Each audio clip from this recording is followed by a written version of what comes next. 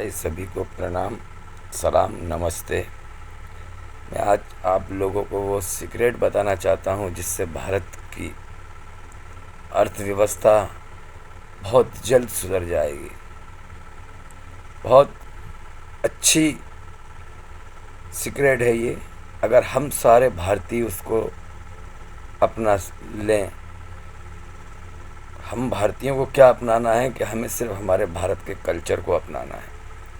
दुनिया के किसी देश का कल्चर हमें नहीं अपनाना, चाहे वो हिंदू हो, चाहे मुसलमान हो, चाहे सिख हो, चाहे ईसाई हो। हम सब अपनी मातृभूमि भारत का जो कल्चर था उस कल्चर को अपना लेंगे तो हमारी आने वाली पीढ़ियाँ इस धरती पे कुछ सालों तक जीवित रह सकती हैं। वरना 2027 के बाद आप अपनी नस्लों को भूल जाना। 2030 के बाद आप समझ नहीं पाओगे, इतना बड़ा षड्यंत्र रचा गया है, इतना बड़ा षड्यंत्र रचा गया है। मेरी बात 30 साल से नीचे के उम्र वालों को समझ में नहीं आएगी, क्योंकि इनको पैदा होते ही डाबर लाल जन्म घुट्टी फैला दी गई है। धर्म के नाम की, धर्म की कट्टरवाद इन्हों की नसों में भर दिया गया है। ये टीवी जब से आई है, सभी धर्मों के अंदर, एक ही धर्म की बात नहीं कर रहा हूँ मैं भाई, सभी धर्मों के अंदर इतनी कट्टरवाद नस्ल बना दी है डाबर लाल जन्म घुट्टी ने कि आज एक ही परिवार के अंदर 5 अगर भाई हैं तो वो उनमें से हो सकता है कि वो पांचों कभी 2, 5, 10 साल में एक बार इकट्ठा हो पाते हों, वो भी मौत मैयत शादी ब्याह में। वरना ऐसी घुट्टी फैलाई है कि हम हमारे ख़ानदान से बहुत दूर हो चुके। वो डाबर लाल खतरे की घुट्टी हमें पैदाइश ही फैला दी, क्योंकि इन लोगों को हमारी माताओं के ऊपर विश्वास नहीं था कि हमारी माताओं के शरीर में वो शक्ति नहीं है कि वो बच्चों को पाल सकें, क्योंकि ये दिखाना चाहते थे हमारी माता बहनों को नीचा, और वो हमारी माता बहनों ने करा। इनके बताए हुए सारे षड्यंत्र हम लोगों के ऊपर प्रयोग करे। आज जो नंगापन हमारे शरीर के अंदर शैतान नस नस में घुस गया है, आज बलात्कार हो रहे हैं, इतने अपराध हो रहे हैं। कहीं बेटा माँ के साथ कर रहा है, कहीं बहन के साथ कर रहा है। ये जो अपराध हो रहे हैं ये सिर्फ हमारे धर्म की घुट्टी जो नसों में बैठी हुई है, शैतान का षड्यंत्र, ये हमारी नस्लों को ख़त्म कर रहा है। नई उम्र का युवा डिग्री लेके बेरोजगारी का जुलूस निकाल रहा है, और कट्टरवाद धर्म का इंसान नफरत फैलाकर आपस में झगड़ा कर रहा है। वो तो चाहते ही यही हैं कि तुम हर धर्म के अंदर टुकड़ों में बढ़ जाओ। अगर तुम एक साथ हो गए तो दुनिया के हर देश को हम जीत सकते हैं, लेकिन भारत को नहीं जीत सकते। वो समझते हैं षड्यंत्रकारी, क्योंकि भारत के अंदर ही वो वीर सपूत पैदा हुए हैं जिन्होंने दुनिया के अंदर डंका बजाया है। ये किताबें हमारे पास से हटा दी गई हैं। हम वो भारतीय लोग हैं जो भारत सोने की चिड़िया हुआ करता था, और सोने की चिड़िया है। दुनिया की हर चीज़ हमारे देश में पैदा होती है। हम किसी देश के ऊपर निर्भर नहीं रखते। ना दें वो अगर डीजल पेट्रोल नहीं दें तो हमारे फसलों खेतों के अंदर तेल पैदा होता है। हमारी खेतों के ऊपर वो तेल पैदा होता है, वो ज़मीन में से निकालते हैं। हमें किसी देश की आवश्यकता नहीं है, और ना हमें किसी देश के पैसे की ज़रूरत है। किसी देश का पैसे को हम क्यों स्वीकार करें? हमें हमारे देश का पैसा अपना खुद का बनाना पड़ेगा, और हमें किसी देश से कोई संपर्क नहीं रखना पड़ेगा अगर हमें भारत को बचाना है।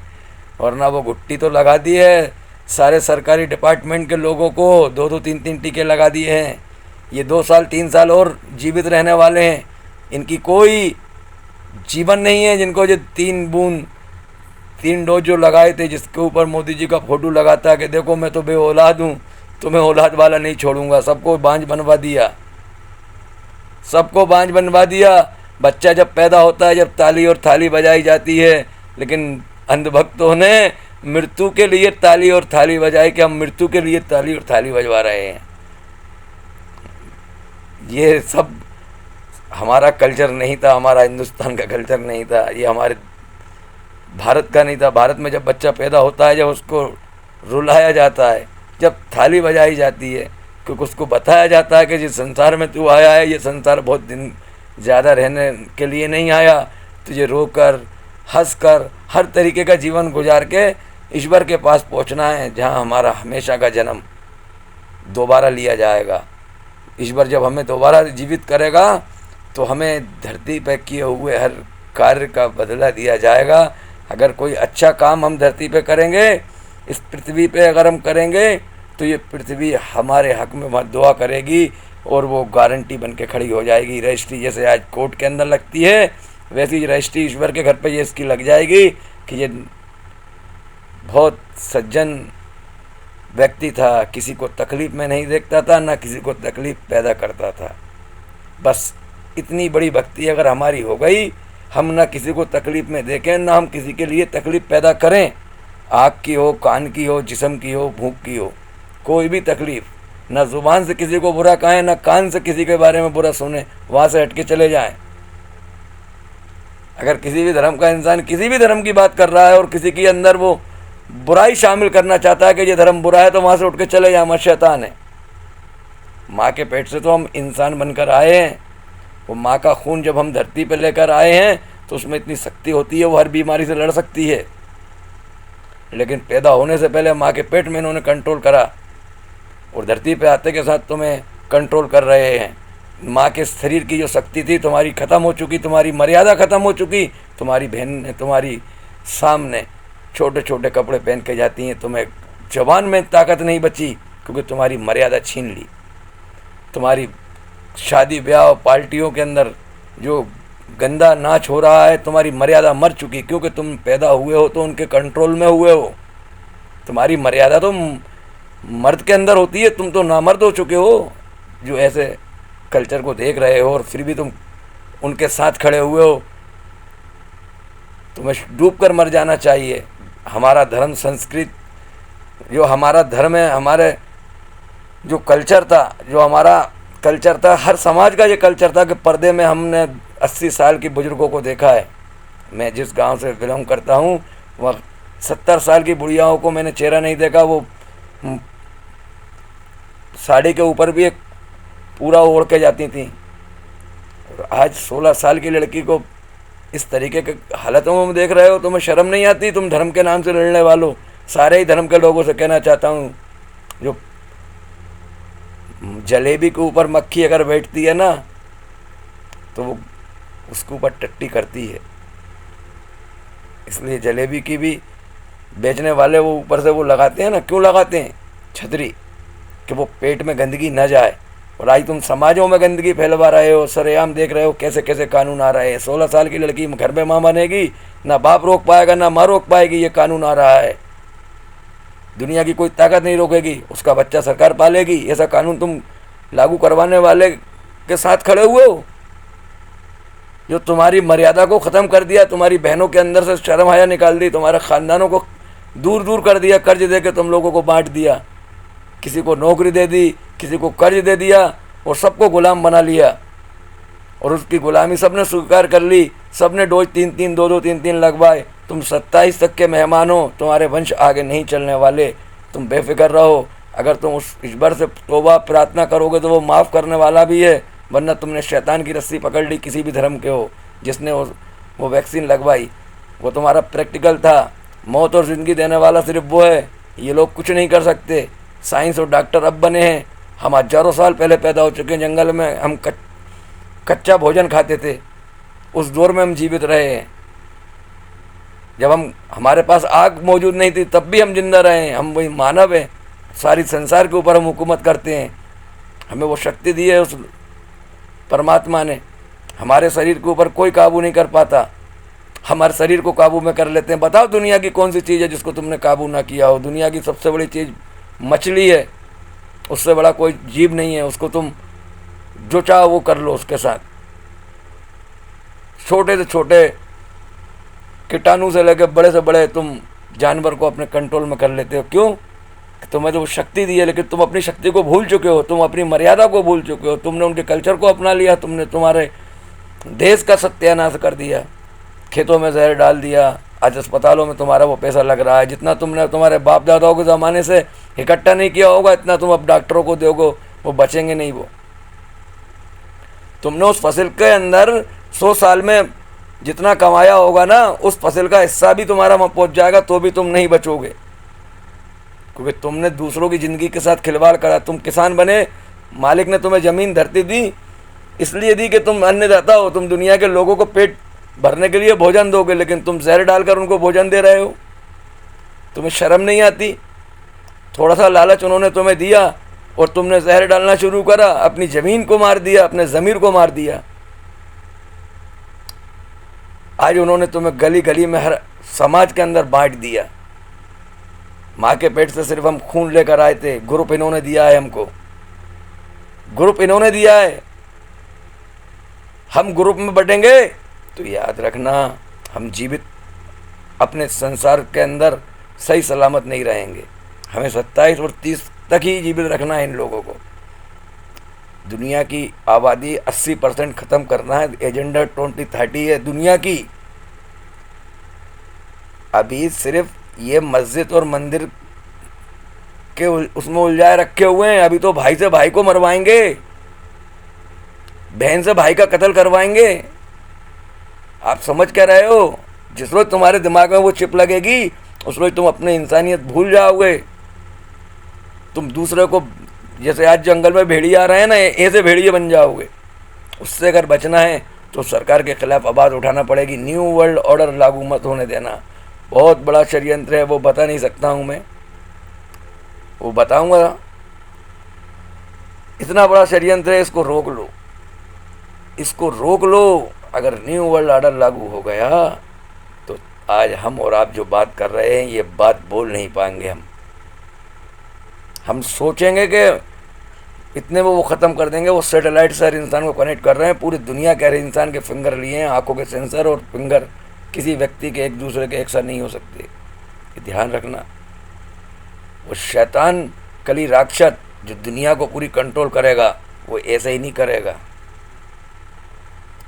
हर इंसान को सैटेलाइट से कंट्रोल करेगा और जो वो कहेगा आप उसको ही करोगे। आप नहीं कुछ कर पाओगे, क्योंकि पूरी मेमोरी, पूरा सॉफ्टवेयर उसके हाथ में रहेगा तुम्हारा। वो तुम्हें कितनी सांसें जीवित रखना चाहता है, उसके हाथ में अगर वो डाल देगा टाइमर कि इसको 120 सांसों के बाद ख़त्म करना है, तो 121 सांस आप नहीं ले पाओगे इस धरती के ऊपर, ये बता दूंगा। किसी भी विभाग के हो, तुम 27 तक के हो, 2027 के बाद पर उनकी ही हुकूमत आर्टिफिशियल इंटेलिजेंस ही करेगी कंट्रोल। टोटल चीज़ें जो आज कैमरे लग रहे हैं, ये तुम्हारे नौकरियां खाने के लिए लग रहे हैं। अब पेपर करेंसी बंद हो जाएगी, तुम्हारी दौलत भी तुम्हारा साथ नहीं देगी, वो भी सरकारी होने वाली है। जितने मंदिर, मस्जिद, गिरजाघर, सब जमींदोज होने वाले हैं। उनको ये रखनी नहीं है कभी किसी मेरे जैसे व्यक्ति को कभी बच जाए उनके षड्यंत्र से, तो वो उनको देख के याद करे, करे यार ये तो मस्जिद थी, ये तो हमारा मंदिर था।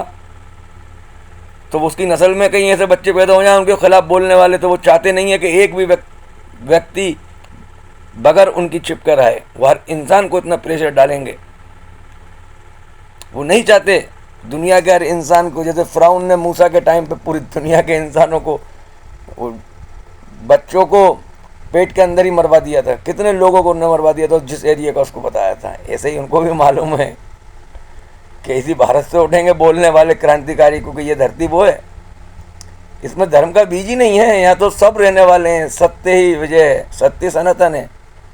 जो सत्य बोलता है वही इस्लाम है, और जो झूठ बोलता है वो इस्लाम नहीं है। इस्लाम भी सच बोलने का ही नाम है, और सत्य सनातन ये भी सत्य बोलने का नाम है। ये दुनिया का वो देश है कि जिसके बारे में उन लोगों को मालूम है, इसलिए हम लोगों को ज़्यादा कंट्रोल करते हैं। इधर उधर के देशों की वो दिखाते हैं, टेलर पर लड़ाइयाँ करवाते हैं, डराते हैं हम लोगों को। सबसे ज़्यादा प्रेशर में रखा जाता है। सबसे ज़्यादा सोना हमारे देश से गया है उनके पास, हमारे देश का ही सोना है पूरी दुनिया के ऊपर वो बांटते हैं। हमारे देश से बहुत अच्छे अच्छे चीज़ें लेकर जाते हैं, हमें कुछ नहीं देते। हम हमारे देश का ही अन्न खाते हैं और हमारे देश का ही नमक खाते हैं, लेकिन हमारे घर में आने वाला जो तेल है वो उनके देश से आता है, लेकिन खाने वाला तेल हमारे देशों से भी जाता है उनके पास। हम चाहें तो वो टेक्नोलॉजी है कि खाने वाले तेल से भी वाहन चला सकते हैं। खाने का जो तेल हम पैदा करते हैं, इस ऑयल से वाहन चल सकते हैं, लेकिन वो नहीं चलाने देंगे क्योंकि उनको उनके गुलाम बनाना है। अभी इलेक्ट्रिक गाड़ियाँ चलेंगी, और इलेक्ट्रिक गाड़ियाँ कैसी चलेंगी? अभी देखा ना, गाड़ी में सेंसर लगा हुआ, आगे से एक्सीडेंट होता है तो एयरबैग खुल जाता है। वो ऐसी गाड़ियाँ चलेंगी कि अगर उनको किसी के पीछे लगाना है उस गाड़ी को, तो वो जगह तक ही जाएंगी उसके पीछे, और उसमें एयर गन भी होगी और लेज़र हथियार भी होगा। अगर बहुत ज़्यादा ऊंची पहाड़ पे तुम चढ़ गए, खंबे पे बैठ गए, वहाँ गाड़ी नहीं पहुँच पाएगी, तो वहाँ टावर पे आपकी क्या अगर नीचे तुम्हें मालूम है कि ये मारने आ रही है, तो वो लेज़र लाइट से आपको वहाँ से मार के करा सकती है। वो ऐसी टेक्नोलॉजी है उनके पास। अब आप गन लेके किसी के पीछे नहीं जाओगे, वो टेक्नोलॉजी उनके पास है। रोबोट के अंदर सारी चीज़ें लगा के भेजेंगे वो। ऐसे हुकूमत करवाएंगे, इंसान को नहीं बनाएंगे ठेकेदार। उनको मालूम है कि इंसान तो ठेकेदारी करेगा। ये इनके देश के अंदर इतने गद्दार पैदा हुए, इन लोगों से ठेकेदारी देंगे इन नेताओं को। इनको मालूम है ना, इनके देश में बहुत गद्दार हैं इस वक्त। इनको नहीं देंगे वो ठेका सुरक्षा का, वो खुद अपने हाथों में ही रखेंगे, और पूरी दुनिया को वो न्यू वर्ल्ड ऑर्डर में लागू करके एक ही हुकूमत, एक ही सरकार और एक ही उनका भगवान, एक ही खुदा सबका हो जाएगा, और एक ही वो इशू हो जाएंगे, और सब भी उनको मानेंगे क्योंकि उनको जो चिप है उनकी मेमोरी काम ही नहीं करेगी। 5G जनरेशन को ही कंट्रोल करने का षड्यंत्र है। 5G जनरेशन को किस तरीके से चलाना है, जैसे कि वो पोल्ट्री फार्म के बच्चे, मुर्गे अलग हो जाते हैं पैदा होते ही, और मुर्गियां अलग हो जाती हैं, और बगैर मुर्गों के रह के वो अंडे कितने देती हैं? ढेर सारे अंडे दे देती हैं। ऐसे तुम्हारी औरतों के साथ होने वाला है। तुम्हें भी अलग करेंगे, मत घबराओ, तुम्हें भी दूर कर देंगे, क्योंकि तुम्हारा तो बीज ही ख़त्म कर दिया, तुम्हारा खाने का भी बीज ख़त्म कर दिया, तुम्हारी नस्लों का भी कर दिया। याद रखना, कर दिया, ये हो चुका है। जो बच्चे अभी 10-12 साल के, 13-14 साल के, 15 साल की उम्र में है ना, इनकी शादी होगी तो बच्चे नहीं पैदा कर पाएंगे ये। इसलिए मैं कहना चाहता हूँ सभी समाजों से, एक बार जनता सरकार मोर्चा के साथ आकर बैठो। पूरी दुनिया को जगाने का काम कर रहे हैं वो, उनका सहयोग करो, और उनका अगर हम सहयोग करेंगे तभी हम जीवित रह पाएंगे, क्योंकि वो उन्हीं के खिलाफ आवाज़ उठा रहे हैं, उन्हीं षड्यंत्रों के खिलाफ लोगों को इकट्ठा कर रहे हैं। वो अपनी बैंक बैलेंस बनाने के लिए नहीं कर रहे, वो आपकी एक चाय के मोहताज नहीं है। आप एक चाय भी मत पिलाना उनको। वो सिर्फ ये चाहते हैं कि संसार के अंदर इंसान किस तरीके से जीवित रहे जिसके ऊपर कोई संकट ना हो। अगर संकटों में घिरकर वो जीवित है तो उसकी ज़िंदगी बेकार है। बस हर इंसान का संकट दूर करना चाहते हैं वो। इसमें हर समाज, हर धर्म को आना चाहिए। आप सबसे गुजारिश है, ये वीडियो मैंने बनाया है जनता सरकार मोर्चा का सपोर्ट करवाने के लिए। सभी धर्म के और सभी विभागों के लोग, सभी नेता मंत्री, वरना मौत तुम्हारी तो 30 के अंदर ही की है। अब वो आपके ऊपर है। प्रार्थना करता हूँ उस मालिक से कि ये मालिक, जो लोग इस वीडियो को सच मानकर लोगों तक पहुँचाएँ, उन सबके परिवारों को सुरक्षित रखना और उनको जागरूक करना, और षड्यंत्र के खिलाफ खड़े होने के लिए इनको शक्ति प्राप्त करा। हे मालिक, जो मुझसे गलती हुई वो माफ़ी चाहता हूँ भाई लोगों, मगर धर्म का चश्मा उतार दो। धर्म के चश्मा अगर तुम लगाकर काम करोगे तो नहीं कर पाओगे। बस इन्होंने ग्रुप बनाया ABCD, हम हिंदू मुसलमानों में बढ़ते चले गए। हम इंसान हैं, हमें इंसान बनकर खड़े होना है। बस यही हमारा कर्तव्य है। यही क्रांति सिखाती है। क्रांति यही सिखाती है कि हमें आपस में बैर नहीं रखना। हमारा भाई क्यों बुरे कामों में गया, इसका कारण वो लोग हैं, ये नहीं था। वो षड्यंत्रकारी हैं जो आज हिंसा फैला रहे हैं, जो नफरतें डाली हैं। इस देश में रहने वाले उनके कुछ चेले हैं, वो कुत्ते की मौत मरेंगे, अभी वो बचेंगे नहीं। वो आप देखना को उनको उठाने वाला कोई नहीं आएगा। वैसी मृत्यु मरने वाले हैं जो गद्दार करें देश से और देश की जनता से। उनका बुरा हाल होगा, मगर उनका टाइम लगेगा, लेकिन हमें खड़ा होना पड़ेगा अभी से। बस मालिक से दुआ करना हम हमारे देश को सुरक्षित बचा सकें। जय हिंद साथियों।